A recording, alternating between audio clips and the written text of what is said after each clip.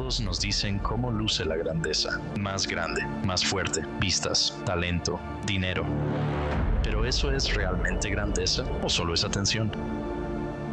¿Y si la verdadera grandeza no se trata de ser visto, sino de cómo vives cuando nadie te está mirando?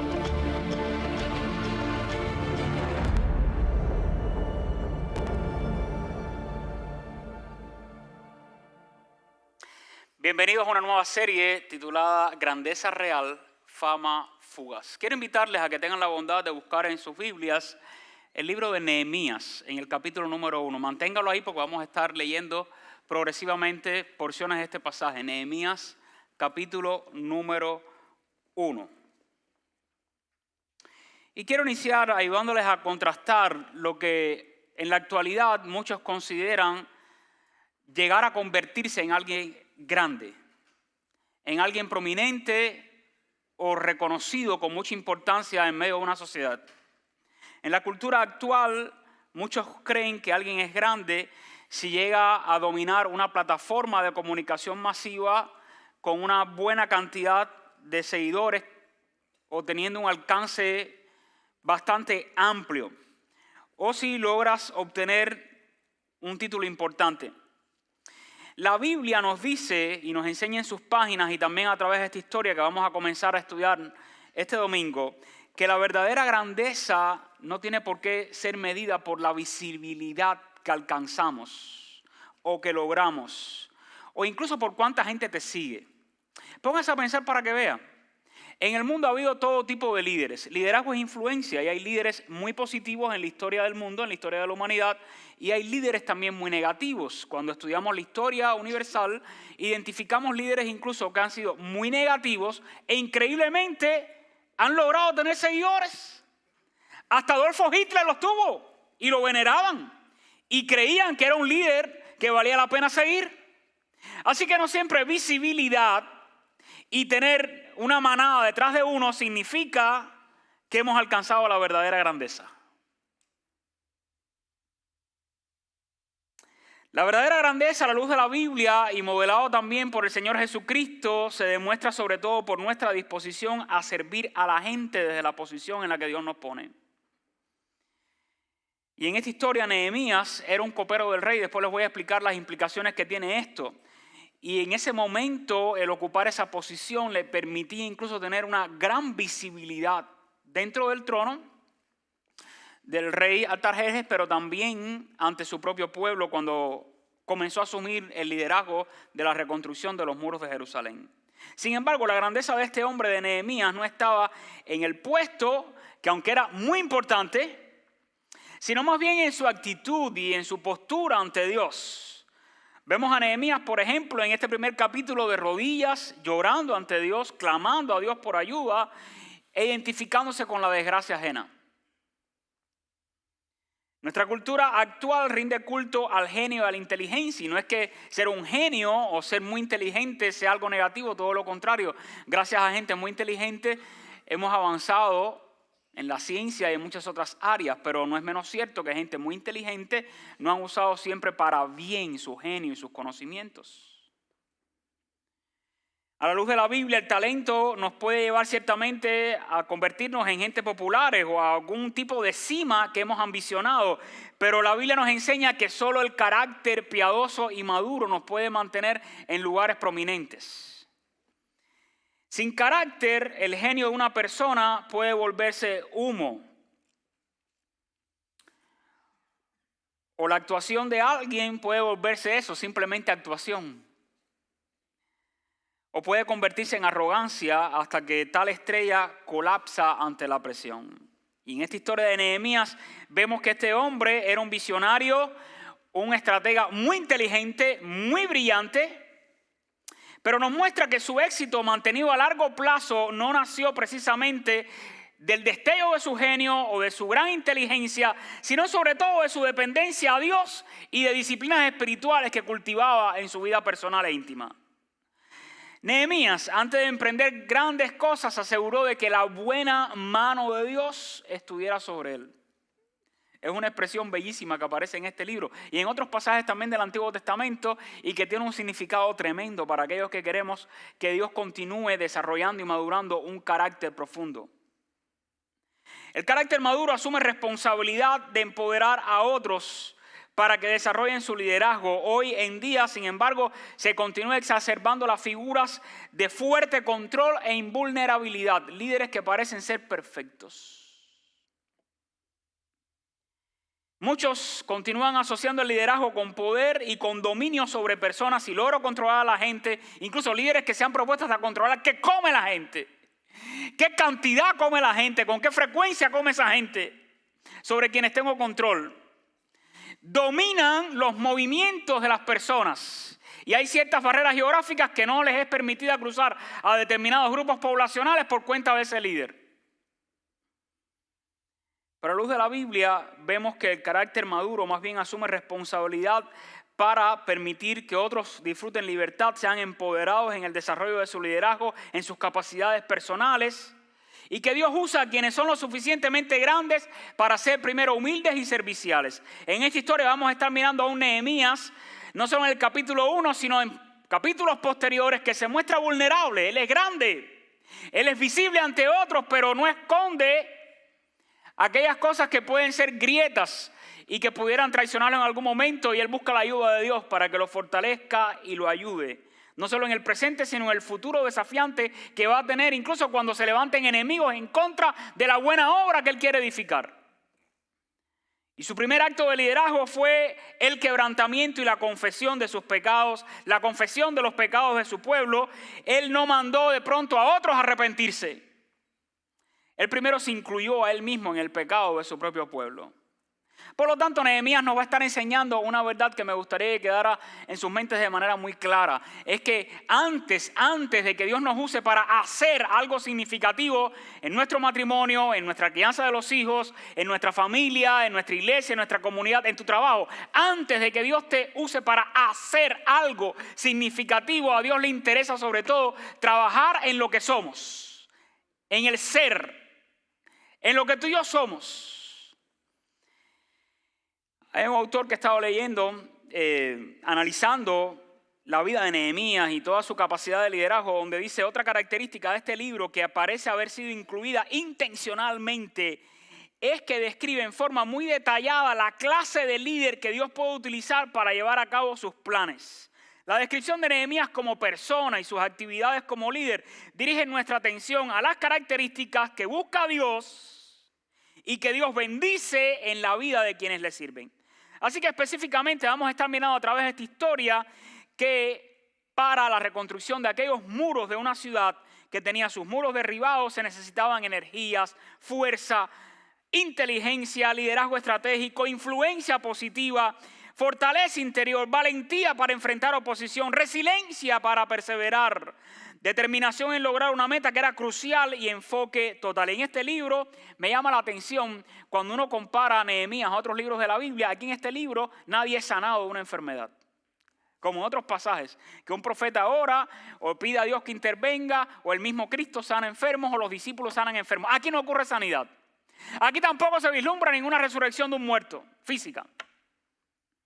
Incluso no se vislumbra o no se ve que haya multiplicación de alimentos como en otros pasajes del Antiguo Testamento o del Nuevo Testamento. Aquí no ocurre ese tipo de milagros, sin embargo se ve la mano poderosa de Dios obrando milagros que estaban demostrando el poder de Dios y su providencia. El libro narra la obra de reconstrucción que no solo estaba enfocado en reconstruir muros físicos, sino en reedificar la vida interior y espiritual de toda la nación de Israel. ¿Qué nos enseña entonces la antigua historia de Nehemías y la reconstrucción de los muros de la ciudad de Jerusalén a los cristianos del siglo XXI que vivimos hoy en Houston o en alguna otra región del planeta desde donde alguien pudiera estar mirando la transmisión esta mañana?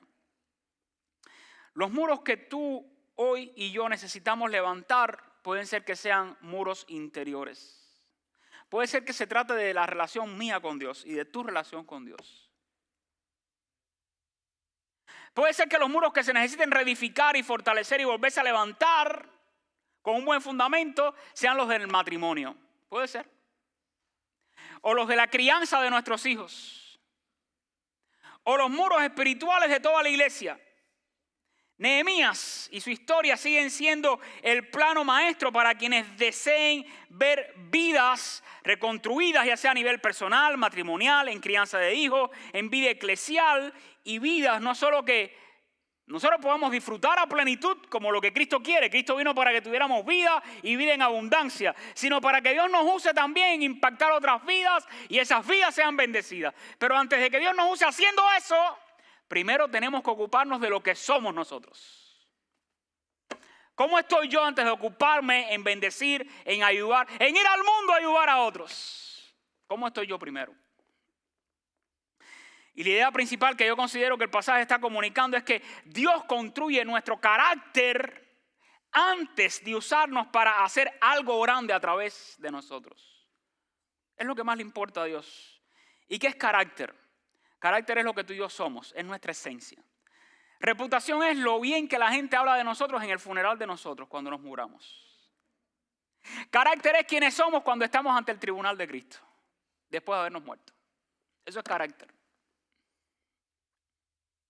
Quizás tú has escuchado, esta persona tiene un carácter difícil. ¿Y me estás?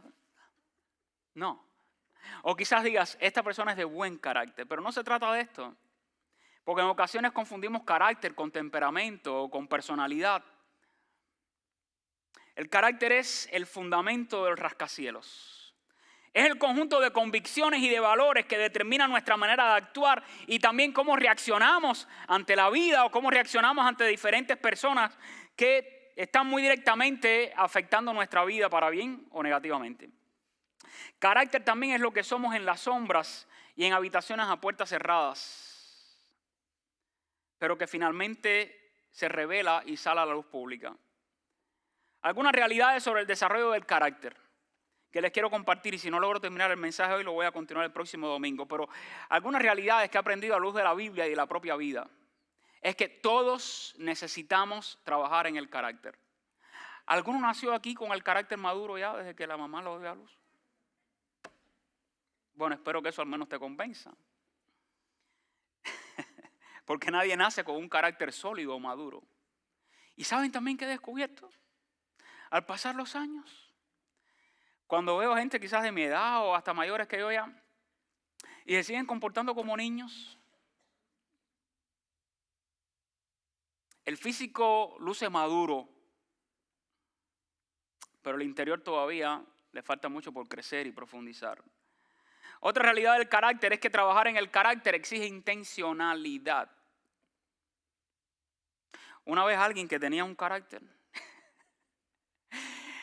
se convence de que está teniendo demasiados problemas con varias gente, si no con uno, no con dos, no, con mucha gente en la iglesia. Y entonces viene buscando ayuda. Y nos ponemos a conversar y la persona abre su corazón y me empieza a contar lo duro que fue la niñez y todo ese asunto.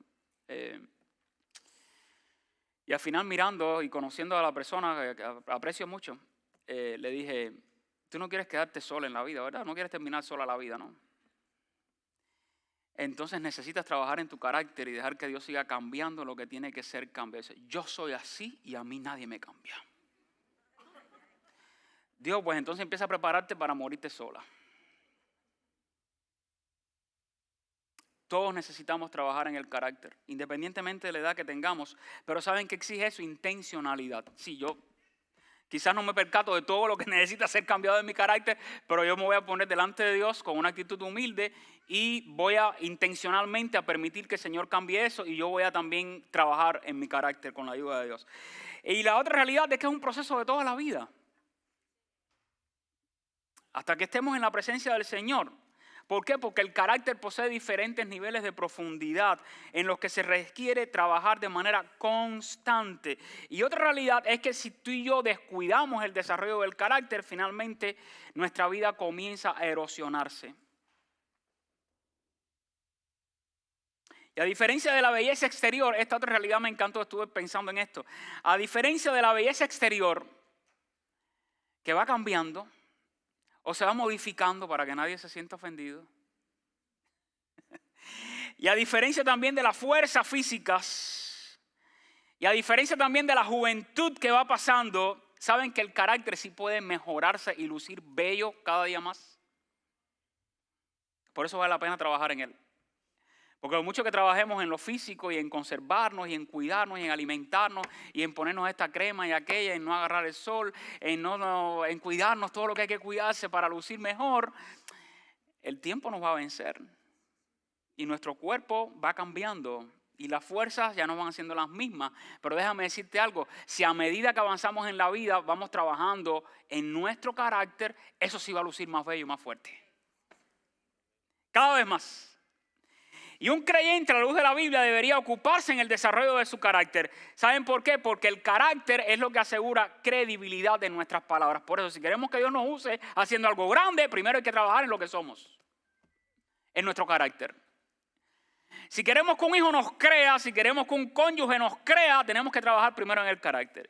Si queremos que en la iglesia la gente nos crea o que la gente que no conoce a Dios, cuando les hablemos de los cambios profundos y fundamentales que puede hacer Dios en la vida de ellos, tiene que haber congruencia.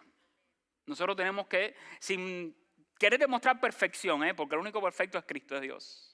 No se trata de ser perfecto, se trata de reconocer que hay cosas, aun cuando uno ha conocido a Cristo, en las que Dios quiere seguir trabajando en nuestras vidas. Y yo he encontrado en este pasaje de Nehemías, capítulo número 1, al menos 5 marcas de un carácter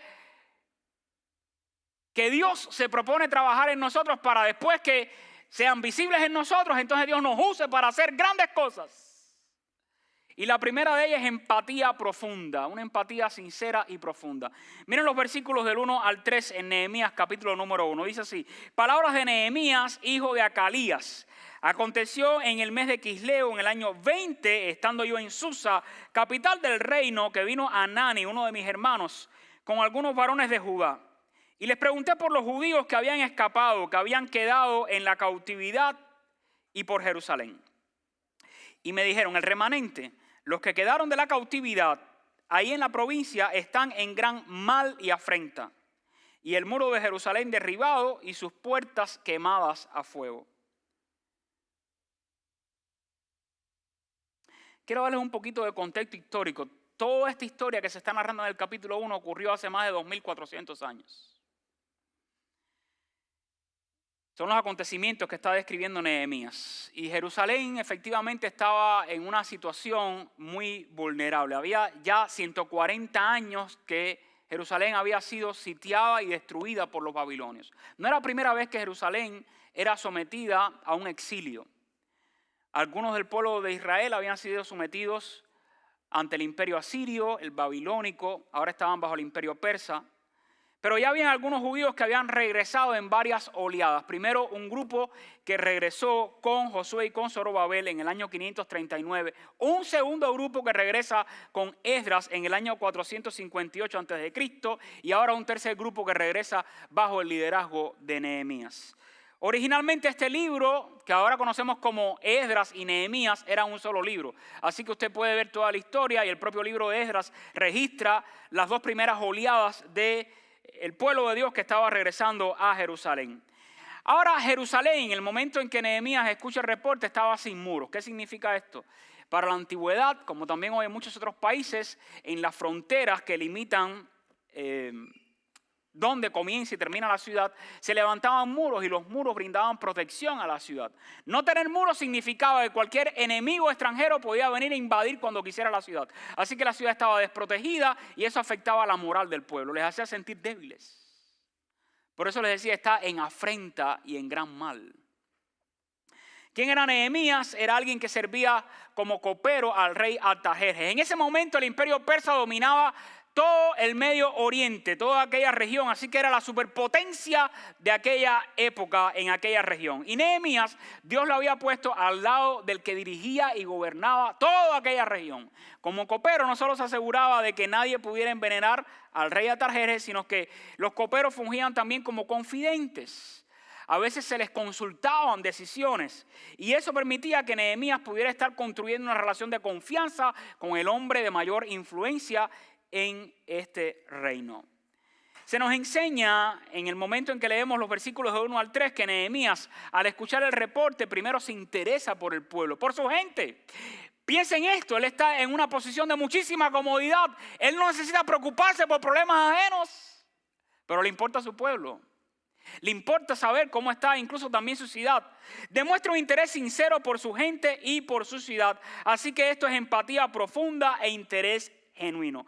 Él hizo que la tragedia de un pueblo formara parte de su corazón. Y aunque disfrutaba una posición de privilegio y de absoluta comodidad, se interesa por quienes están lejos geográficamente, pero ocupan un lugar dentro de su corazón.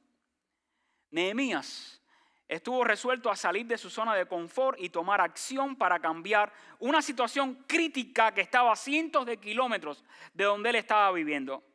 Nehemías, teniendo el puesto más seguro del imperio y siendo alguien visible y con una grandeza tremenda, él entiende que lo primero es la lealtad a Dios y al propósito que Dios le está dando, más que el amor por la seguridad que estaba disfrutando.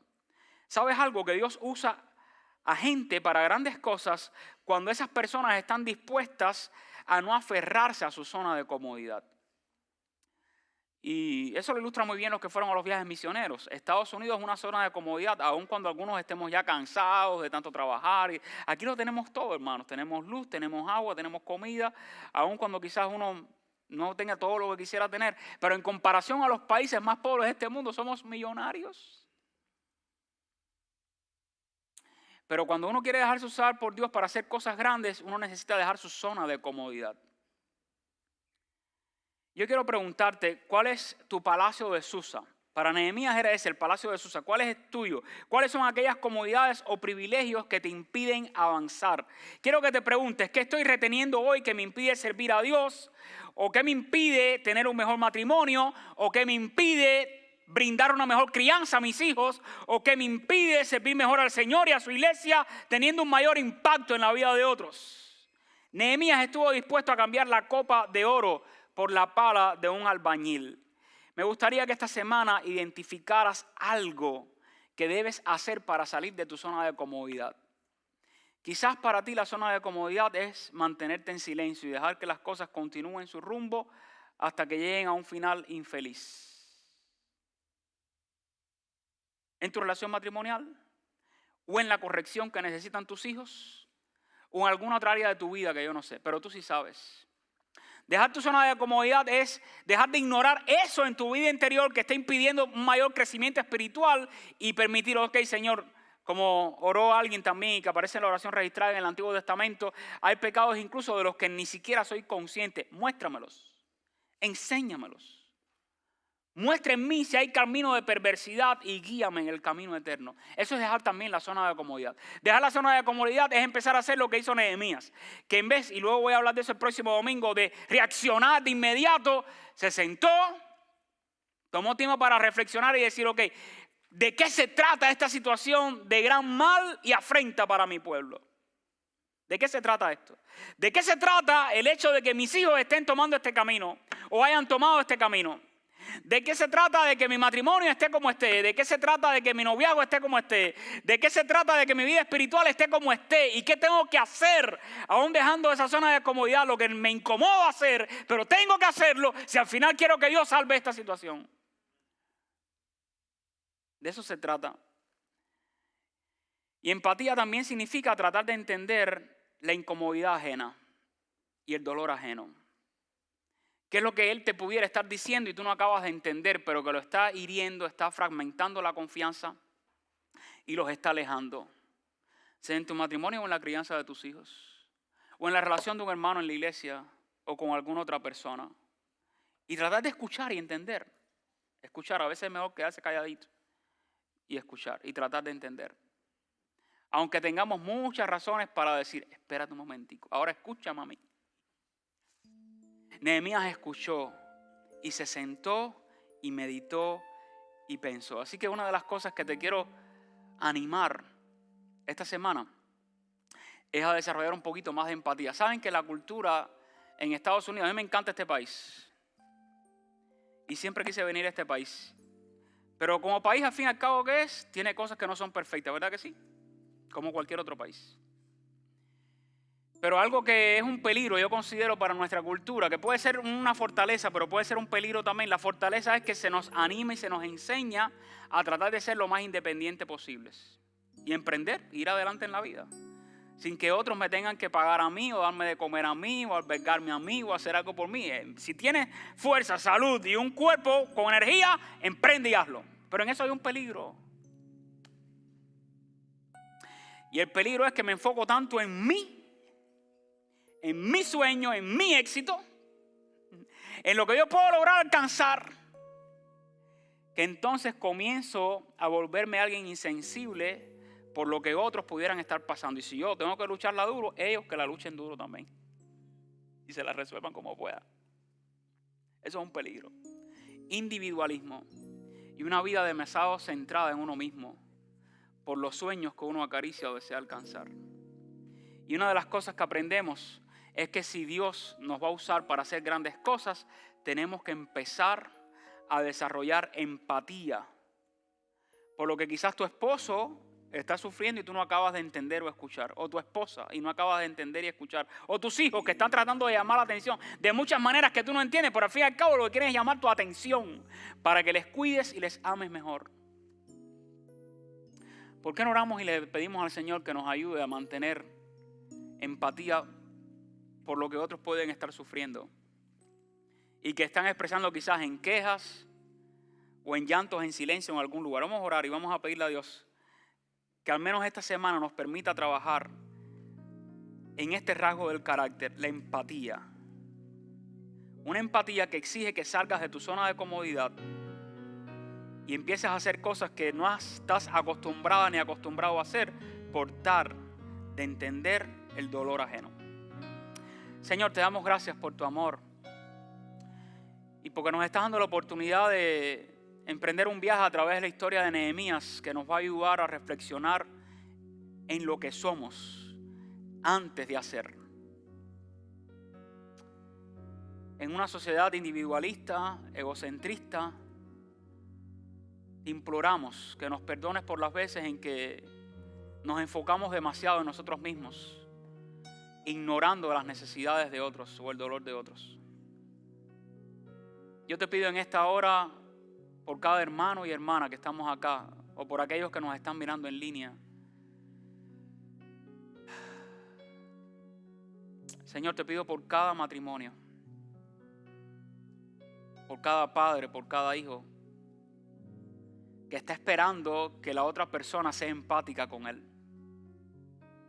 Ayúdanos a mirar con ojos de compasión a otros y a interesarnos por lo que a otros les duele y que resulte una carga, una tristeza o una aflicción.